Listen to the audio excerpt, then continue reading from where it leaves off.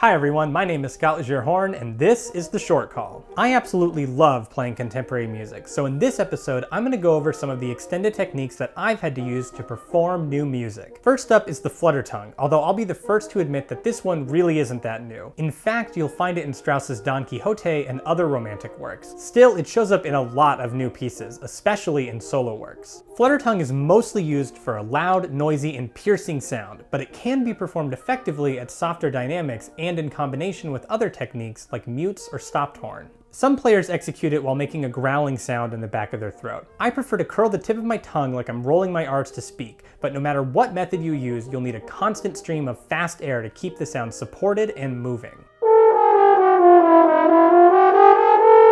Another sound you'll be asked to play a lot in contemporary pieces is to blow air through your horn without producing a tone. Usually the issue is that this technique is too quiet, but by flipping the mouthpiece around and blowing air through the shank of the mouthpiece, you can make a much louder sound.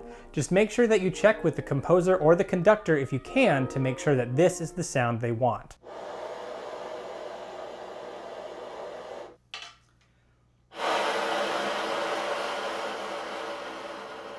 And finally, I'll talk briefly about multiphonic singing. This is another contemporary technique that is actually hundreds of years old and shows up as early as Weber's Horn Concertino. Calling it singing is actually a bit of a misnomer. It's much more similar to growling or humming. With this technique, it can be hard to stay in tune. Your tendency for the horn pitch is to go way sharp, so keep the inside of your mouth as open as possible. If you're just starting to learn how to do this, I would practice starting low in the register of the horn, like on the G below the staff, and trying to sing a perfect fifth above. Once you have that down, practice changing either the playing or the singing note by themselves, and then finally practice changing them together.